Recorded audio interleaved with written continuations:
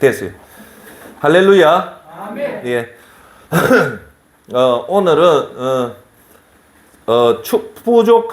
부족함이 없는 축복된 인생을 사는 비결 다시 한 번 더 얘기할게요. 오늘은 개인적인 그 이유 때문에 전도 설교는 한판 미루고 오늘 제목은 부족함이 없는 축복된 인생을 사는 비결. 할렐루야. 오늘 그 말씀으로 시작하겠습니다. 오늘 먼저 우리 유튜브 보시는 분들한테 제가 조금 양해를 할 거는 우리 예수전도센터에서 하는 이 예수님 모임은 매주 월요일, 화요일, 목요일 날 낮 12시 반부터 시작해서 1시 반까지 하는 집회입니다. 그래서 월요일, 화요일, 목요일 날 집회가 끝나면 요걸 동영상을 편집해서 월요일 날 집회한 거는 월요일 날 오후 6시에 유튜브에 올리고 화요일 날 낮 집회한 거는 화요일 날 올리는 게 아니라 수요일 날 오후 6시에 유튜브에 올립니다. 그리고 오늘은 목요일이죠. 목요일 날 오늘 한 집회는 오늘 목요일 날 유튜브에 올리는 게 아니고 금요일 날 하루 지나서 금요일 날 저녁 6시에 유튜브에 올립니다. 그런데 지난 화요일 날 우리가 설교했던 그 전도 있죠? 그 내용 했던 거 그것들이 어떻게 됐냐면 제가 와서 이제 확인을 해 보니까 영상은 잘 찍혔는데 이 음성이 잘못됐어요. 음성이 안 나오고 영상만 나오는 거예요. 그래서 영상만 나오고 영상이 나오고 목소리가 안 나오면 여러분들은 다 알아들었지만 유튜브에 있는 분들은 못 알아듣잖아요. 그래서 제가 어제 화요일 날 했던 거는 못 올리고 어제 수요일 날 제 서재에 있는 것을 어제 올리면서 그 설명을 했는데 그게 녹화 중에 편집 중에 그게 빠졌어요. 그래서 오늘 하기 전에 그 얘기를 드리는 겁니다. 그래서 갑자기 북 시리즈 책이 좋은 이유는 그런 이유가 있어서 어제 수요일 날 그런 동영상이 올려왔다는 걸 여러분 이해해 주시면 고맙겠습니다. 자, 그러면 오늘은 부족함 없는 축복된 인생을 사는 비결에 대해서 보도록 하겠습니다. 먼저 첫째, 부족함이 없는 축복된 인생이란 무엇일까요? 예. 우리는 부족함이 없는 인생이 축복된 인생이라면 대부분 어떻게 생각합니까? 부자가 돼서 돈을 많이 벌어서 아쉬운 거 없이 우리가 사고 싶은 거 다 사고 먹고 싶은 거 다 먹고 그래 사는 것이 부족함이 없는 인생이고 그것이 곧 축복된 인생이라고 세상 사람들은 다 그렇게 생각한다 아닙니까? 그죠? 여러분도 그렇게 생각합니까? 예. 근데 우리가 성경에서 말하는 그 축복받는 인생이라는 것은 뭐냐면 이 땅에 살 동안 진짜 축복받는 인생은 부족함이 없는 인생이라는 것은 내가 사고 싶은 거 다 사고 내가 먹고 싶은 거 다 먹고 손자들한테 줄 용돈 다 주는 것이 아니라 이 땅에 살 동안 이 땅을 떠나는 동안 하나님의 인도하심과 하나님의 보호하심을 받는 것이 진짜 축복된 삶입니다. 할렐루야.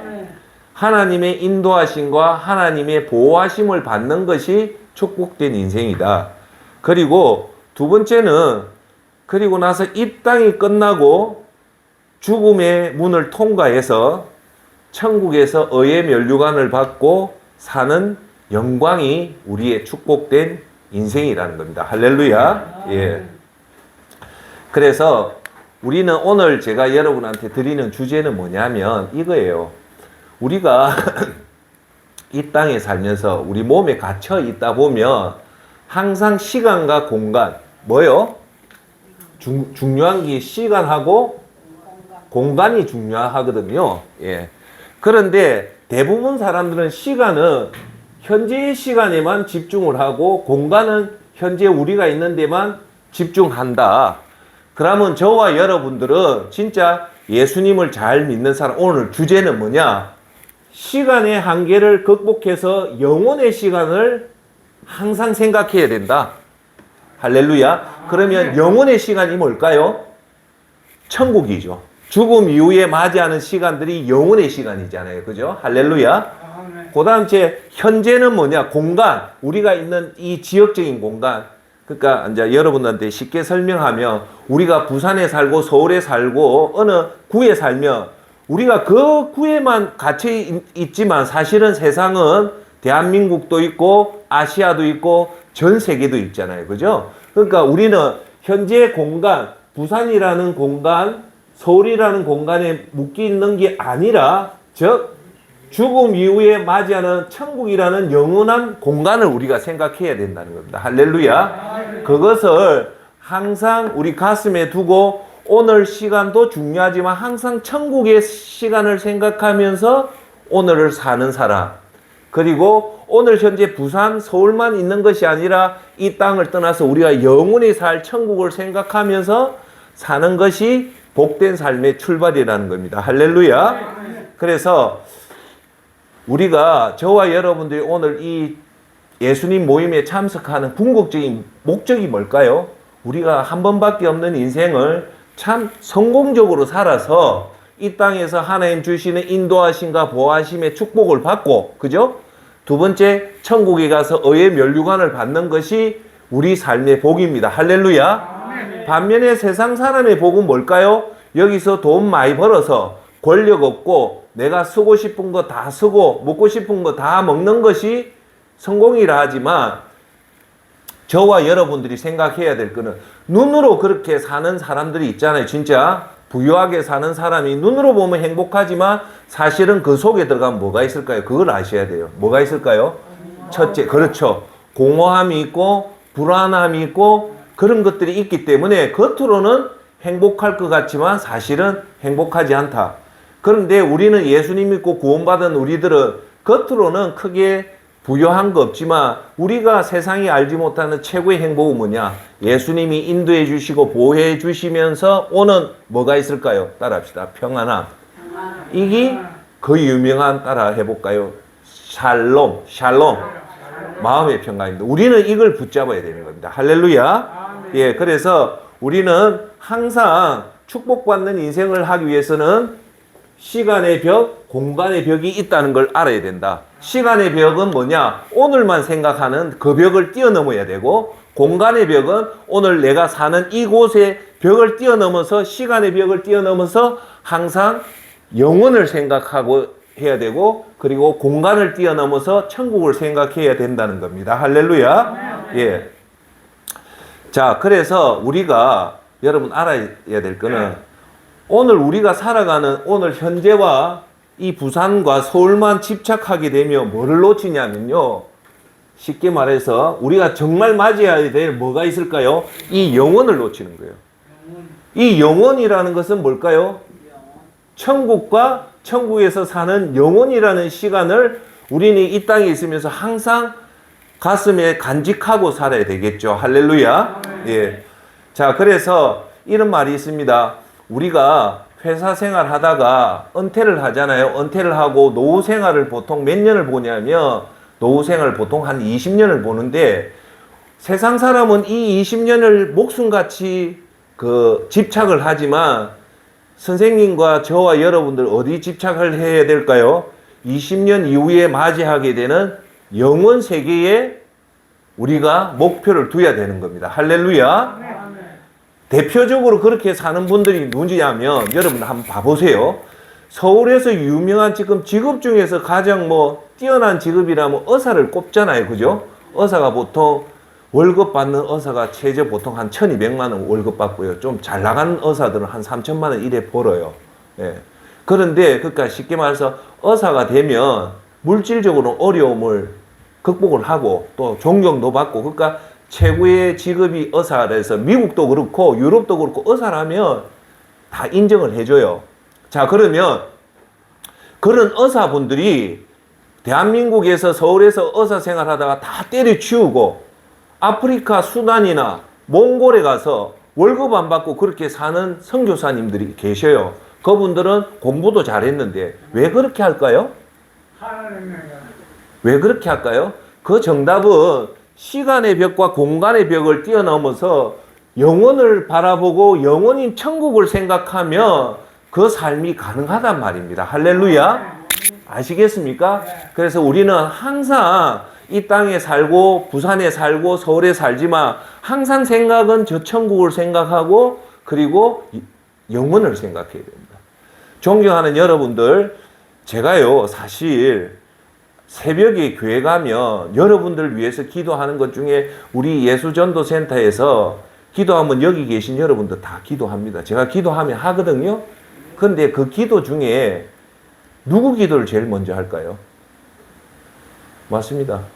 유덕분 쌤하고 우리 이미경 쌤부터 기도해요. 어떻게 기도하는가 합니까? 그대로 할게요. 하나님, 우리 예수전도센터에 유덕분 쌤이 있고 이미경 쌤이 계십니다. 이분이 이제 인생 마지막 마무리 잘하게 해주시고, 제일 중요한 게 인생 마무리거든요. 확률적으로 보면 두 선생님이 마무리를 제일 빨리 할 분이잖아요. 그래서 제가 간절하게 기도하는 두 선생님 인생 마무리 잘하게 해주시고 천국 가서 의의 면류관을 받을 수 있도록 이 남아있는 시간들을 활용을 잘하게 해달라고 기도합니다. 할렐루야. 그 결론은 뭘까요? 제가 두 선생님 이 땅에서 잘 먹고 잘 살라는 기도는 안 해요. 인생 마무리 잘하고 천국을 가서 하나님 앞에 복받는 의의 면류관을 받을 수 있게끔 해달라는 건 뭘까요? 시간에 뛰어넘고 공간을 뛰어넘은 영혼과 천국을 위해서 기도한다는 겁니다. 할렐루야. 자, 그래서 제가 옛날에 부모 교육을 할 때 부모 교육이 의외로 중요합니다. 제가 보는 거는 대체적으로요. 부모가 똑똑하면 자식이 똑똑해요. 그 자식 역순으로 보면 제가 자녀들을 볼 때 제일 중요하게 보는 게 자녀가요. 순한 자녀들을 보면 부모를 딱 보면요. 부모가 대체적으로 순합니다. 근데 그래서 제가 이 부모 교육을 하면서 제가 강조하는 것 중에 하나가 뭐냐면 부모님들이 로컬의 개념을 벗어서 글로벌 개념을 가지라고 내가 항상 얘기를 해요. 그게 뭐냐? 지금은 선생님 살던 때하고 달라서 지금은 마음만 먹으면 전 세계에 나가서 일을 할 수 있거든요. 근데 부모가 부산에 갇혀 있으면 자식도 부산에 갖추게 돼요.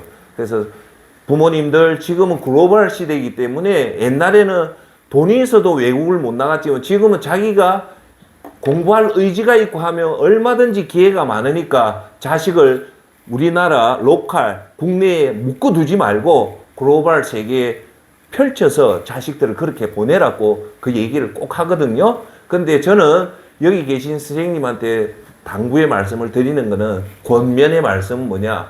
로컬 부산만 생각하고 한국만 생각하지 말고 지금은 전 세계를 글로벌이라거든요. 글로벌보다 더 위대한 천국을 생각해라는 겁니다. 할렐루야. 헤븐. 항상 글로벌보다 더 큰 천국을 생각하면서 우리가 가야 된다. 할렐루야. 그래서 이제 두 번째, 저와 여러분이 부족함 없는 인생을 살기 위해서 해야 할 것은 이제 중요합니다. 시편 23장이 그 유명한 여호와는 나의 목자신이라고 나오는데 여기서 오늘 제가 중점적으로 여러분한테 말씀을 드리는 겁니다. 왜? 여호와 시편, 구약 성경 시편 23장이 뭐냐면 첫 절이 뭐냐? 여호와는 나의 목자시니 내가 부족함이 없으리로다. 이걸 오늘 저와 여러분한테 말씀드리려는 겁니다. 자, 시편, 구약 성경 시편 23장 제1절 따라합시다. 여호와는 나의 목자시니 내가 부족함이 없으리로다. 간단하죠, 그죠? 간단하죠. 제가 어제 수요일 날 제 서재에 있는 책, 참 사실 조심스러웠습니다. 그게 왜냐하면 잘못하면 자랑이 될까 봐서 그걸 제일 경계를 했거든요, 사실. 그러면서 제가 그 책을 보면서 책을 설명하면서 드린 메시지는 하나입니다. 이 많은 1200권 되는 책 다 없어도 됩니다. 딱 하나. 성경만 있으면 됩니다라고 내가 그걸 강조를 했거든요. 그래서 제가 여러분한테 말씀드린 그 많은 책이 있어도요, 오늘 제가 말씀드리려는 건 여호와는 나의 목자시니 내가 부족함이 없다는 이 말을요, 풀어 설명하면 한 3일 분량이 나와요. 안 놀랍니까? 예. 이런 말이 나와야 되는데 안 놀래면 누가 놀랄까요? 제가 놀랍니다. 자, 그러면 여기서 중요한 것은 뭐냐면 목자라는 거예요. 주제 단어가 뭐다? 목자. 근데 여호와는 나의 목자라고 하잖아요. 자, 여호와가 목자이기 때문에 우리가 부족함이 없다는 거잖아요. 맞죠? 예, 목자는 양을 돌보는 사람을 목자란다. 자, 그러면 첫째, 목자라면 여호와는 나의 목자이기 때문에 내가 부족함이 없다 했잖아요. 인정하십니까? 할렐루야. 자, 그러면 여기서 중요한 질문을 할게요. 여호와가 나의 목자라면 나는 과연 뭐가 돼야 된다는 말일까요? 여기서 제 첫 번째 키포인트는 이겁니다. 할렐루야. 이겁니다. 이걸 지금 사람들이 놓쳐요. 예. 저와 여러분들이 뭐가 될 때? 양이 될 때 목자가 필요하다는 거예요. 여기서 중요한 것은 여호와는 나의 목자라는 것에서 우리가 자칫 잊고 간과할 게 뭐냐? 내가 양이 되어야 된다는 겁니다. 할렐루야. 그러면 자, 제가 여러분한테 질문을 할게요. 여러분은 양입니까? 한번 생각해 보세요. 여러분 진짜 양입니까? 여기 아주 중요합니다. 이게 우리 믿음 생활을 해결하는 키포인트가 이거예요. 과연 나는 양인가? 여러분 양입니까? 저는 제 자신을 볼 때 성격은 양은 아닌데 조금 사나 봐요. 세상에 살다 보니까 우리가 세상에 이렇게 부딪히면 성격이 온유해질까요? 사나워질까요? 사나워집니다. 그래서 사람이 사나워지면 절대 안 돼요. 그래서 끊임없이 자기가 양처럼 온순해야 돼요. 저는 제 얘기해서 죄송한데 40대, 50대를 거치면, 30대 거치면 되게 상업꾼 같았어요. 무슨 상업꾼이었냐면 이 불의와 이렇게 하는 그런 좀 혁명가적인 기질이 있잖아요. 사람들한테. 제한테는 좀 그런 게 있어서 좀 성격이 온유한 것보다는 조금 이 투쟁심이 있는 성격인데 지금은 많이 고쳤어요. 그래서 자, 그러면 여기서 한번 봅시다. 우리가 만약에 양일 때는 뭐가 필요합니까? 목자가 필요하죠. 그런데 우리가 양이 아니고 예를 들어서 사자라든지 고미드라든지 여우라고 생각해 봅시다. 그럴 사람도 많잖아요. 그죠? 그러면 저와 여러분이 오늘 설교 듣는 여러분들이 만약에 내가 양이 아니라 사자인 사람도 있잖아요. 그죠? 곰인 사람도 있고 늑대인 사람도 있잖아요. 그러면 이 사람들한테는 여호와가 목자가 될 수 있을까요? 없을까요? 안 됩니다. 그러면 이런 사자 같은 사람, 곰 같은 사람, 늑대 같은 사람한테는 목자가 필요한 게 아니라 따라합시다. 조련사가 필요해요. 그러면 이 자체가 틀려집니다. 그러니까 우리가 오늘 주제는 뭐냐? 부족함 없는 축복된 삶을 살기 위해서 우리가 해야 될 거는 제일 첫 번째가 뭐다? 양이 되어야 됩니다. 할렐루야. 아시겠죠? 자, 그러면 우리가 양이 아니고 짐승이라면 아까 말했다시피 사납기 때문에 그 자체가 사자와 곰과 늑대의 공통점은 뭡니까? 사납기 때문에 사람들을 공격하잖아요. 그렇게 이럴 때는 목자가 필요한 게 아니고 조련사가 필요하기 때문에 한데, 자, 그러면 하수동 센터장이 말하는 곰은 어떤 사람이고 사자는 어떤 사람이고 양은 어떤 사람일까요? 제가 볼 때 첫 번째 이 사람들의 특징은 뭐냐? 가장 큰 특징은 자아가 살아 있습니다. 할렐루야. 아멘. 여러분, 항상 우리 자신을 점검할 때 제일 먼저 첫 번째 점검해 봐야 될 게 뭐냐? 갈라디아서 2장 20절입니다. 나는 예수 그리스도와 함께 십자가에 못 박혔나니, 그 다음 말이 중요해요. 이제 내가 사는 것이 아니요 내 속에 예수 그리스도가 산다는 겁니다. 할렐루야. 이걸 항상 명심해야 돼요. 나는 오늘 내가 살고 있는지 아니면 내 속에 예수 그리스도를 위해 사는 것이, 이게 모든 종교의 최고의 핵심은, 이 기독교의 핵심은 이거다. 할렐루야. 기독교의 핵심은 나를 위해 사는 것이 아니라 내 속에 계신 예수 그리스도를 위해 사는 겁니다. 할렐루야. 요걸 딱 잡아야 돼요. 자, 내 속에 있는 예수 그리스도를 위해 살면 자연적으로 뭐가 될까요? 양 같은 사람이 됩니다. 그런데 내 속에 예수님을 영접했음에도 불구하고 내 자아가 살아있고 이런 사람들은 뭘까요? 예수님이 아니고 냅니다. 그러니까 우리가 그리스도인이 구원받은 사람의 최고의 특징은 뭐냐? 내가 죽어야 됩니다. 내 자아가 펄펄 뛰면, 펄펄 뛴다는 표현이 뭘까요? 주장이 강하고 의견이 강하고 하면 주위의 사람들 힘들게 만들면 그건 그리스도인이 아닙니다. 아시겠어요? 그리스도인은 주장이 강하고 쉽게 말해서 성격이 강한 사람 절대 그리스도인 아닙니다. 아시겠어요? 자, 두 번째가 뭐냐? 자아가 이래 사나운 사람의 특징이 뭐냐? 화를 잘 냅니다. 혹시 여러분들 화를 잘 내시는 분입니까? 어떤 때 보면요, 화를 잘 낼 때도 있고 화를 잘 안 낼 때도 있죠. 근데 우리는 그리스도인은 절대 화는 정말 위험하기 때문에 분노가 오르고 이럴 때는 예수님의 힘으로 화를 자제시키고 따라합시다. 온유한 자가 됩시다. 예, 꼭 온유한 자가 되어야 됩니다. 세 번째, 어떤 사람이냐? 싸우기를 잘하는 사람이 사나운 사람이에요. 예. 그 여기 계시는 우리 두 선생님 90이 넘었던 유덕군 쌤, 이미경 쌤의 특징은 뭐냐? 제가 볼 때 아마 90까지 살아오시면서 싸운 경험이 별로 없을 겁니다. 할렐루야. 맞죠? 맞죠? 그죠? 두 선생님이 90을 넘은 선생님 또 특징이 뭐냐? 온유합니다. 예. 자, 그리고 다음으로 자아가 살아있는 사자 같은 사람은 뭐냐? 폭력적이에요. 폭력적이라는 말은 뭘까요? 언어가 폭력이 있고 그리고 행동적으로 폭력을 합니다.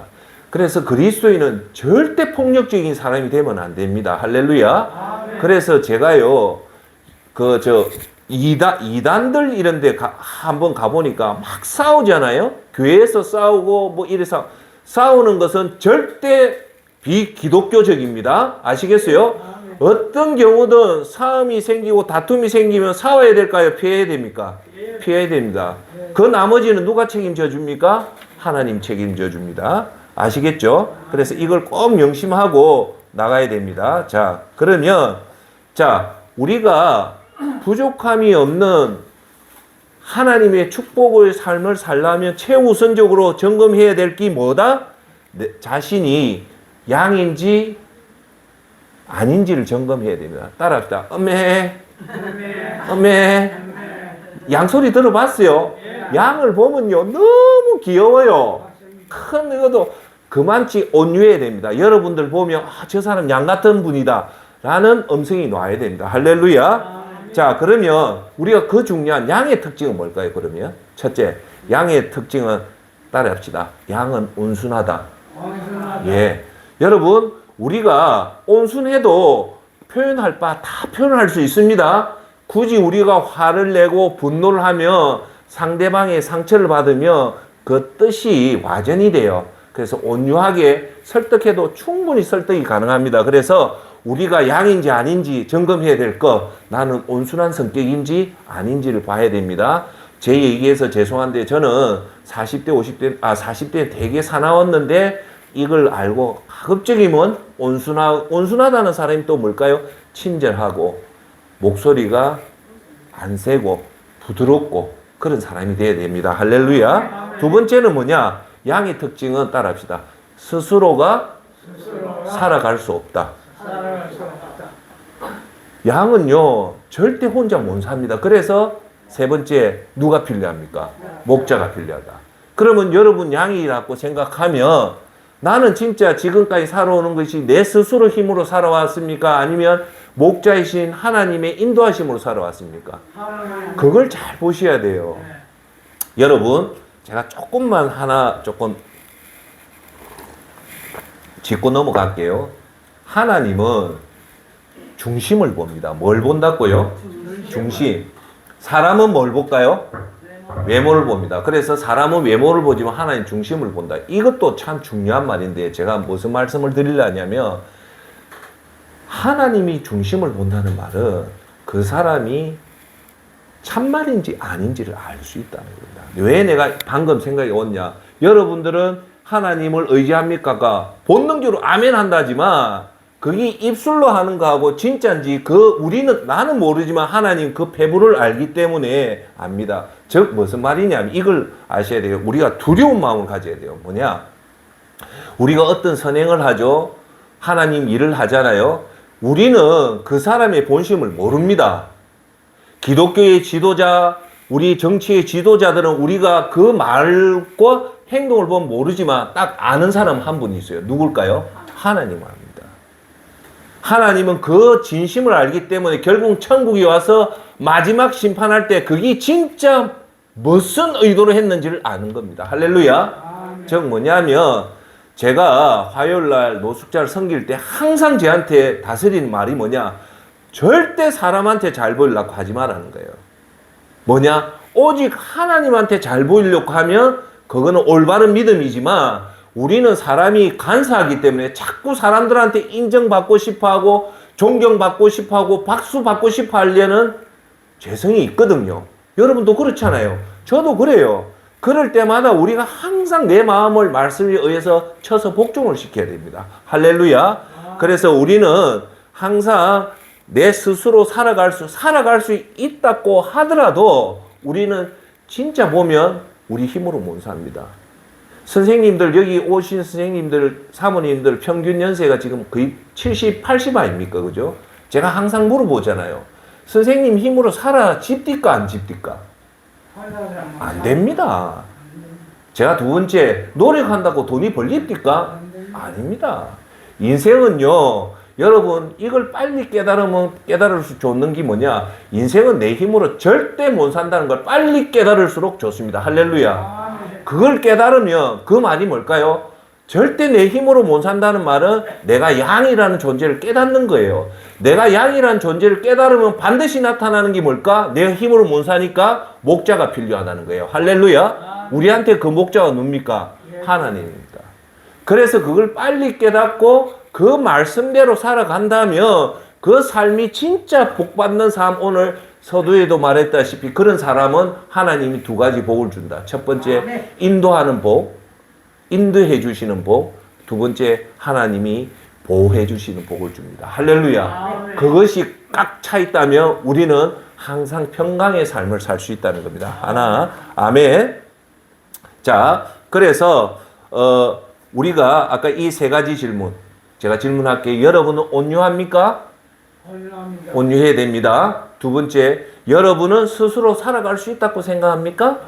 아닙니다. 그럼 또 이런 말 할 수 있죠. 여러분한테 이해하기 쉽게끔, 선생님, 사모님, 기회씨, 인간이 살아갈 때 돈으로 살아갈 수 있습니까? 하면 세상 사람은 100% 돈으로 살아간답니다.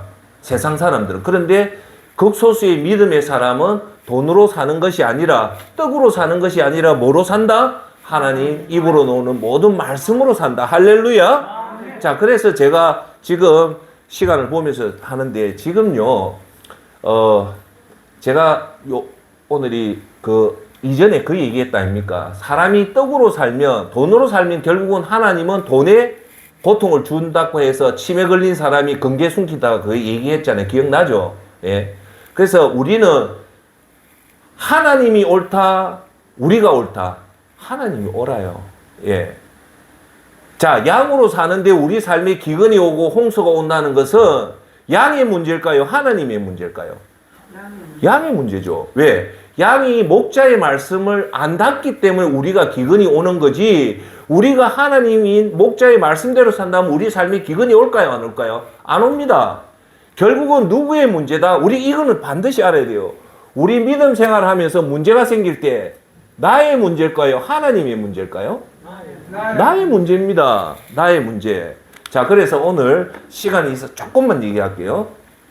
무슨 얘기를 하고 싶냐면, 우리가 양의 특징은 온순하고 우리가 스스로 살아갈 수 없다고 했는데, 스스로 살아갈 수 없다는 말씀은 신명기 8장에 나오는 사람이 우리가 광야에서 떡으로만 살 수 없고 오직 하나님 입으로 나오는 모든 말씀으로 산다는 말은 뭘까? 돈으로 먹는 거로 사는 게 아니라 실제로 깊이 들어가 보면 하나님 말씀대로 살아가는 것이 우리 진짜 인생이라고 했잖아요. 그러면 이 말씀, 복된 소식을 모르는 사람들은 뭘로 살아간다? 돈으로, 떡으로 살아가잖아요. 그렇죠? 그런데 떡으로 살아간다고 해서 행복한 진짜 인생을 살 수 있습니까? 없습니까? 못 살잖아요. 아까 허무하고 기회씨가 잘 인생에 하나님 모르는 사람이 제일 큰 특징이 허무한 것 다음으로 중요한 게 뭐냐? 따라합시다. 불안하다. 제 동기들이 참 착하고 참 건강한 가정생활을 하는데 예수님 안 믿고 사업하는 아이들의 특징이 뭔가 합니까? 수동아, 불안하대요. 그게 진짜입니다. 왜? 예수님이 인도 안 하니까요. 모든 사람 다 불안합니다. 그러니까 우리나라 대기업의 CEO들이 다 폐암으로 죽습니다. 정주영 회장, 이병철 회장, 최종현 회장 이분들이요. 담배를 안 폈는데 폐암으로 죽는 이유가 뭐냐?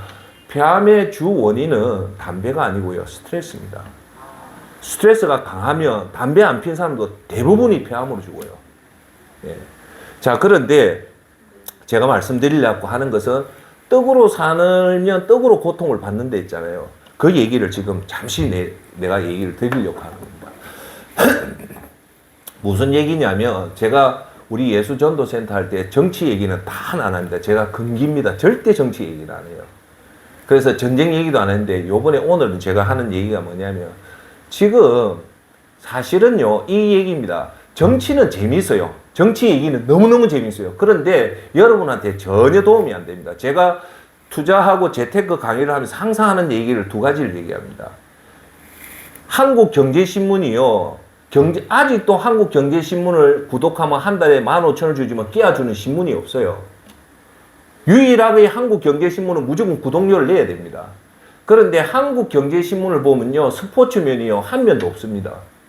근데 세상 뉴스, 중앙일보, 동아일보 보면요. 경제면이요.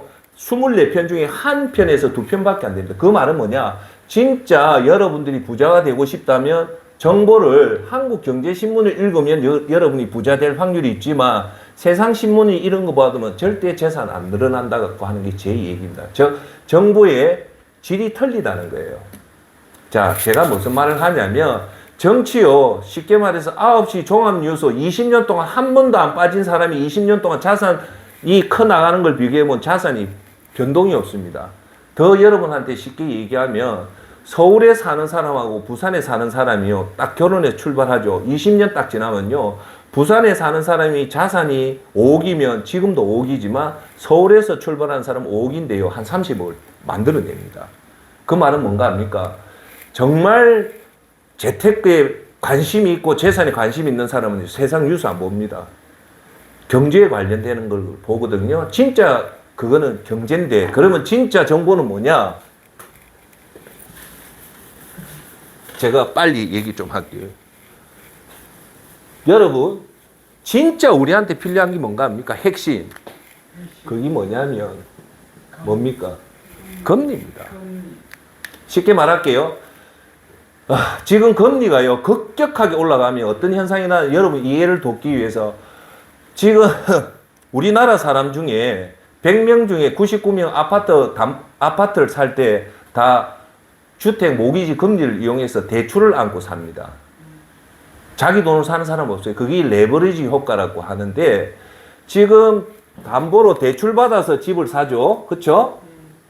그런데 이때 집 살 때 금리가 낮았을 때 보통 한 3% 주고 집을 샀거든요. 근데 지금 담보대출이 5%에서 6%까지 올라갔단 말입니다. 그러면 여러분한테 이해 쉽게 얘기해 줄게요.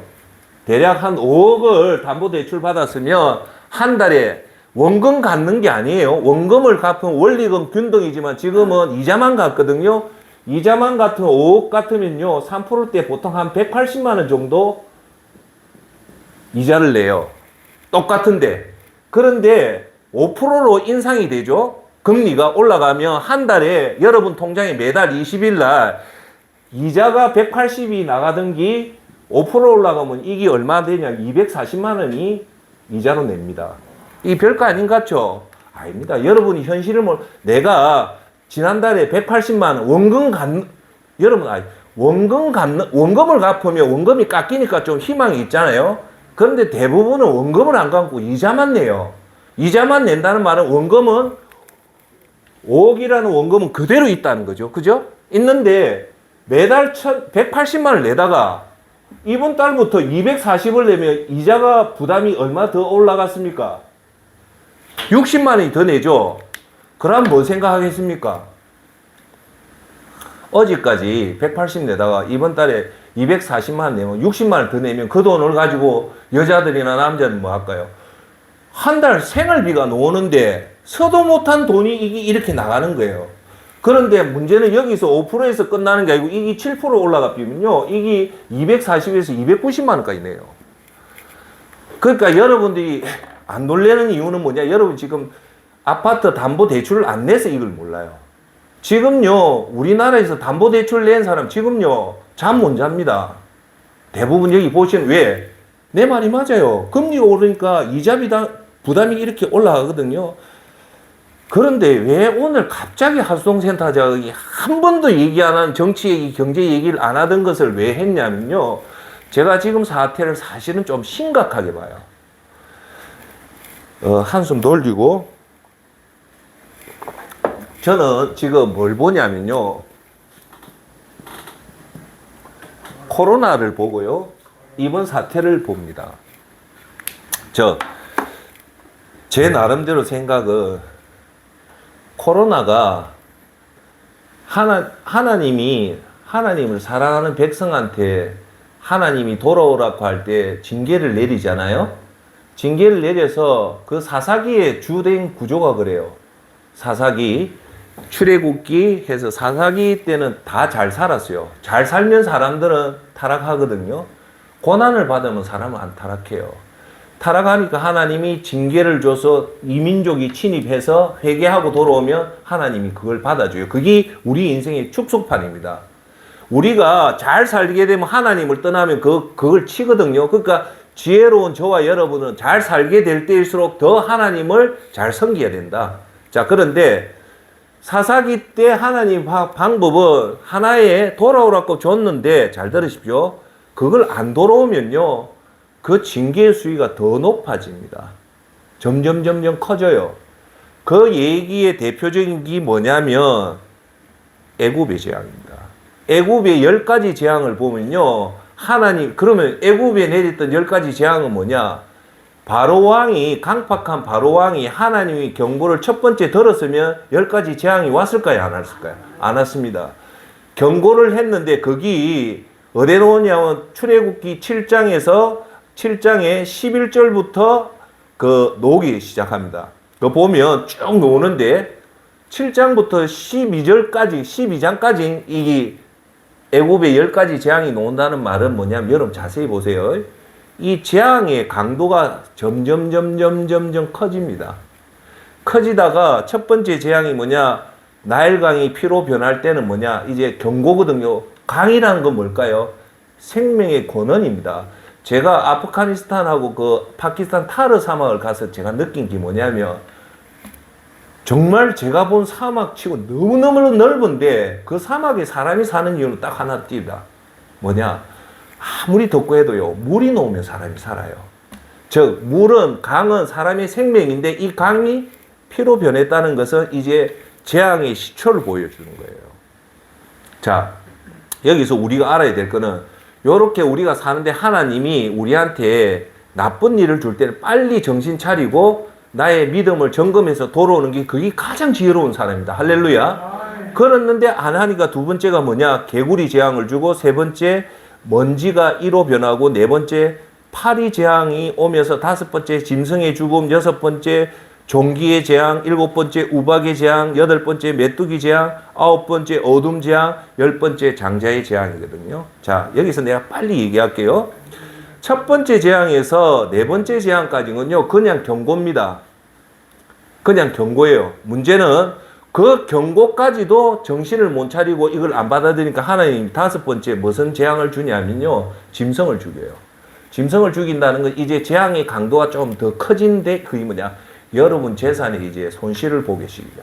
그걸 못 깨달으면 이제 너 재산에 손을 대겠다고 하는 게 그 짐승의 죽음, 종기의 죽음, 우박의 재앙까지 오는데 우박의 재앙을 받고요. 하늘에서 우박이 떨어질 때 이걸 듣고 집으로 피한 사람은 살지만 이걸 안 피한 사람은 죽어요. 여러분 애굽의 10재앙을 여러분 자세히 봐야 됩니다. 그러다가 그런데도 여러분이 정신을 못 차리면 이제 하나님 마지막 장자, 여러분 삶에서 가장 소중한 것을 데려가기 전에 최후의 경고를 줍니다. 그게 뭐냐? 9번째 어둠의 재앙입니다.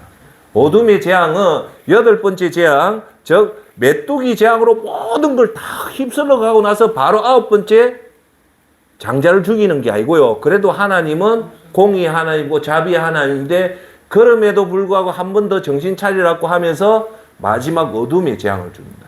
그 재앙에서 바로 왕이 강팍한 마음을 돌렸다면 장자가 안 죽는데 그걸 안 돌림으로 해서 이제 인간의 최악의 그게 와요. 저는 이걸 봐요, 지금.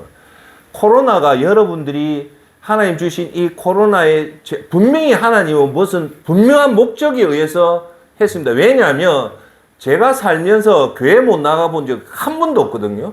하나님이 교회 문을 스스로 닫게끔 했다는 말은 이 사실은 심각한 문제인데 이 코로나가 이렇게 딱 끝나자마자 놓은 게 뭐냐? 금리 인상이거든요. 여러분, 제가 볼 때는요, 코로나보다 이 금리 인상이 더 무섭습니다. 제가 경제학과를 나와서 1990년도부터 사회생활을 하고 지금 2022년 아닙니까? 한 32년 동안 미국에 사실은 세계에 제가 제일 주목하는 게 뭐냐? 미국 연방 지불준비위원회입니다. 거기서 뭘 하냐면요. 미국 금리를 결정을 해요. 그게 별거 아닌 것 같죠? 우리 세계는 이거에 대해서 다 움직입니다. 그러니까 사실은 미국 대통령보다 훨씬 더 권한이 있는 사람이 미국 지불준비위원회 위원장입니다. 그분이요. 보통 지불준비위원회에서 뭘 하냐면 경기가 쉽게 설명할게요. 경기가 낮으면 이자율을 떨어뜨립니다. 이자율을 떨어뜨리면 돈이 시중에 풀려요. 풀리면 경기를 살려요. 소비를 해요. 그 경기가 죽으면 정책을 금리를 낮춰서 3% 되는 걸 2% 내리고 2%를 1%. 일본이 지금 제로금리거든요. 일본이 제로금리라는 말은 뒤집어 놓으면 일본은 경기가 완전히 죽었기 때문에 경기를 살리려고 아베가 3년 동안 계속 제로금리를 선 거예요.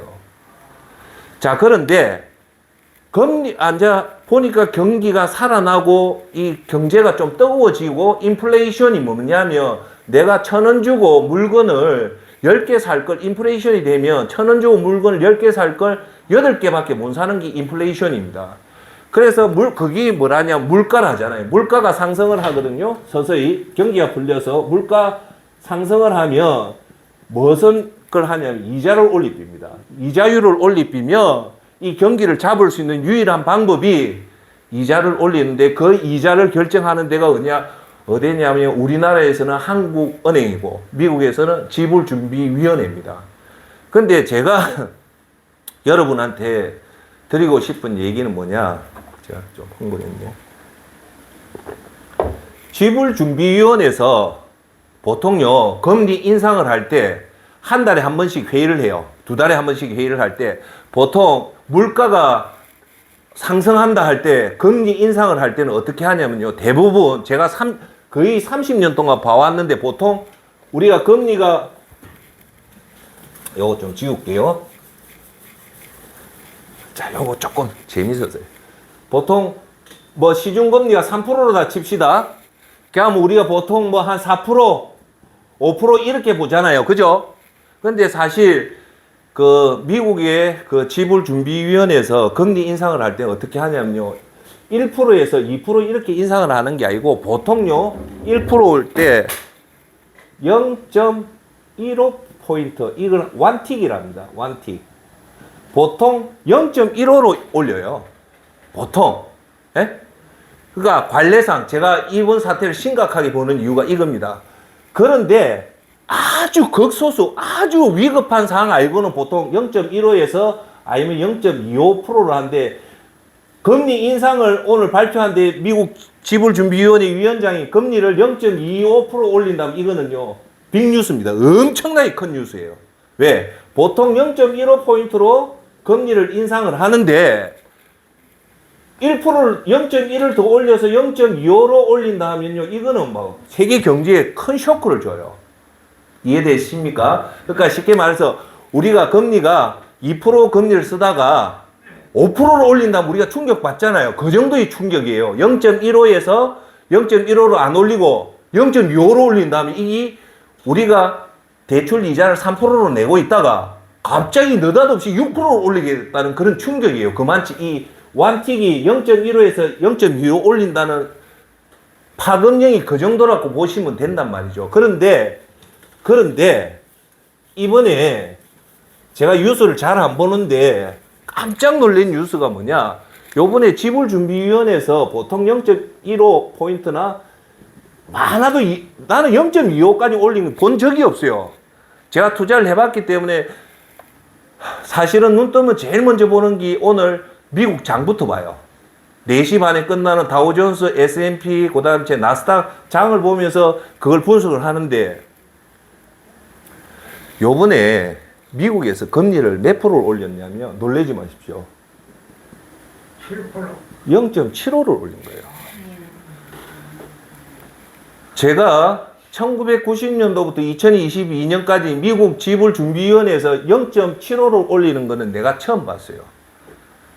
제가 금융을 보면서 좀 쇼크 받았던 게 2009년에 AIG 사태 때 리만 브라더스 무너지고 베어스턴스 무너질 때 제가 그 한가운데서 봤거든요. 그거보다 더 큽니다. 지금 이 충격이. 지불준비위원회에서 0.15를 올리던 것이 무슨 이유에 의해서 이 0.75로 해서 지금 경제용어에서는 뭐 자이언트 스텝, 자이언트가 걷는 걸음이라 그런 용어가 없는데 그만치 이 충격이 자이언트 스텝인데 제가 결론을 맺을게요. 0.15 올리던 게 0.75라는 건요, 이게 분명히 뭔가 있습니다. 뭔가 있다는 말은 공식적으로는 물가를 지금 잡기 위해서 이 0.75를 올렸다고 하는데 그거로는 설명이 부족해요. 제가 살면서 미국 지불준비위원회에서 0.15나 많아도 0.25로 올리는 게 이게 7배 0.75 왔다는 건요, 이 사실은 큰 숨겨진 뭔가 있어요. 그래서 뭐 러시아와 우크라이나 사태라고 하는데 자 이제 여기서 끝내고 그러면 이게 어떻게 나갈 거냐? 이게 곧바로 우리나라 한국으로 들어온단 말입니다. 한국으로 들어오면 우리나라 금리는 무조건 치솟습니다. 치솟으면 지금까지 부동산 아파트 다 올라갔죠? 이제 큰일 난 재앙이 닥칠 수도 있습니다. 왜? 이렇게 되면 가계부채에 우리나라 가계부채의 거의 85%가 생활 대출이 아니고요. 아파트 담보 대출입니다. 이 담보 대출이 막히면 이제 큰일 납니다.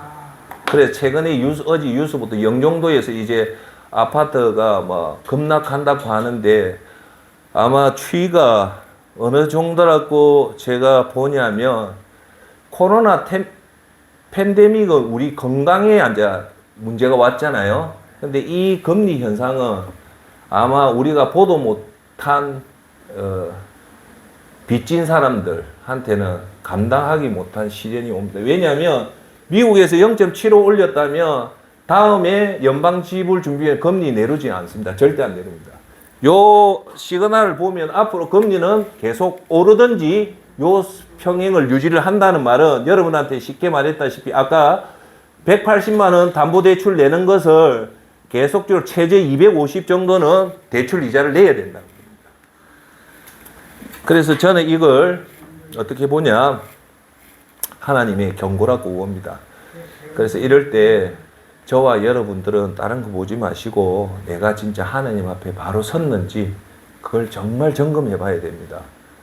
그래서 저나 여러분들이 죄에서 돌아서서 하나님 앞에 다시 나갈 때 하나님이 우리를 용서해 주지만 만약에 이게 내 죄가 아니다. 그렇게 하면 하나님은 아까 말했죠. 10가지, 이 경고가 아닙니다. 하나님 방금이 그래요. 10가지 재앙 중에 최악으로 자꾸 갈 겁니다. 한번 봐보십시오. 우리 경제가 앞으로 어떻게 되는지 한번 봐보십시오. 우리가 여러분 코로나가 이래 될 줄 알았습니까? 그런데 하나님이 지금 꺼낸 카드는 또 다른 카드라고 내가 지금 보여지거든요. 그래서 이럴 때 첫째 우리 자신을 돌아봐야 돼요. 내가 하나님 앞에 바로 서 있는지 그거부터 점검해야 돼요. 그래서 저와 여러분들이 하나님 앞에 바로 서 있지 않다면 지금이라도 빨리 회개하고 하나님 앞에 나가야 됩니다. 할렐루야. 자, 그래서 이제 결론을 맺도록 하겠습니다. 자, 부족함 없는 인생을 살려면 이제 결론입니다. 첫째, 우리는 양이 되어야 합니다. 즉, 성품적으로 사나웠던 성품을 사귀고 온유한 성품으로 바뀌어야 됩니다. 그거는 우리 힘으로 안 되지만 하나님 앞에 성령님의 도움을 받아서 말도 온순하고 행동도 온순해서 양처럼 정말 온순하게 살아가는 여러분이 되어야 됩니다. 두 번째, 우리는 목자의 지시에 전적으로 따라야 합니다. 즉, 하나님 말씀에 순종해야만이 우리가 양으로 살 수 있겠죠. 그럴 때 하나님이, 목자이신 하나님이 우리의 인생에 개입하시면 우리는 부족함이 없는 최고의 인생을 살게 됩니다. 그래서 여기서 목자의 지시에 순종하지 않으면 양은 큰 낭패를 당하죠. 그래서 우리는 자신을 한번 점검해 봅시다. 내 삶에 나쁜 일이 생기고 또 기근이 생기고 내가 양인데도 불구하고 이상하게 기근이 생기고 나쁜 일이 생기고 특히 선생님한테 건강이 안 좋을 때는 하나님이신 목자가 잘못했기보다는 양이 목자의 지시에 불순종한 경우가 훨씬 더 많기 때문에 여러분들이 그걸 잘 아시고 그렇게 가길 바라겠습니다. 내가 살아왔던 삶을 한번 복귀해 보면 점점 강하게 아는 생각이 뭐냐? 따라 해볼까요? 하나님이 옳았다. 하나님이 옳았다. 제가 살아보니까. 예. 그래서 결론입니다. 자신이 양이라면 자신의 근본적인 한계를 깨닫고 첫째, 양과 같이 온순하고 둘째, 하나님이 목자의 말씀에 의지해서 하나님 목자의 말씀의 지시에 따라서 이 공식대로 살면 우리는 하나님 말씀대로 순종하면 하나님이 우리 삶에 개입해서 인도해 주시고 지켜주시고 보호해 주시고 함께 해 주시기 때문에 이 땅에서 정말 비록 물질은 없지만 평안한 삶을 살고 또 하나님 앞에 갔을 때는 영원한 상급을 받습니다. 오늘 첫 할 때 제가 주제가 뭡니까? 시간의 공간을 벗어나라. 오늘 현재 보지 말고 저 영혼을 생각하라. 그리고 두 번째, 공간의 한계를 벗어나라. 부산과 서울이라는 공간을 벗어나서 글로벌을 넘어서 천국을 생각하면서 살아갈 때 우리가 하나님 말씀대로 살아가는 저와 여러분이 되기를 바라겠습니다. 이제 마지막으로 한마디 하고 마치겠습니다. 존경하는 여러분들이 어떤 누군가를 사랑하고 있냐, 사랑하지 않고 있냐를 알 수 있는 바로메터가 있습니다. 이걸 하고 있다면 여러분은 그 사람을 진짜 사랑하는 거고, 이걸 하지 않는다면 사랑하지 않는 겁니다. 그게 뭘까요? 다름 아니라 오늘 여러분 하는 기도에 그 사람의 기도가 여러분 입술에서 나온다면 여러분은 그 사람을 사랑하고 있는 게 분명합니다. 하지만 오늘 여러분 입술에서 기도를 하는데 사랑하는 사람의 이름이 안 나온다면 그건 사랑하지 않는 겁니다. 우리가 누군가를 사랑한다는 제일 정확하게 알 수 있는 방법은 뭐냐? 그 사람을 위해서 기도를 하고 있는가 안 하고 있는가를 보면 그게 진짜 사랑인지 아닌지를 알 수 있습니다. 할렐루야. 오늘 그런 마음을 가지시고 하나님이신 여호와를 우리 목자로 삼고 우리는 양과 같이 전적으로 하나님께 의지하고 전적으로 하나님 말씀대로 살게 된다면 우리는 이 땅에서나 천국 가서 부족함이 없는 삶을 살게 됩니다. 할렐루야. 다 같이 기도하도록 하겠습니다. 사랑의 아버지 하나님, 은혜와 사랑을 감사합니다. 아버지 하나님,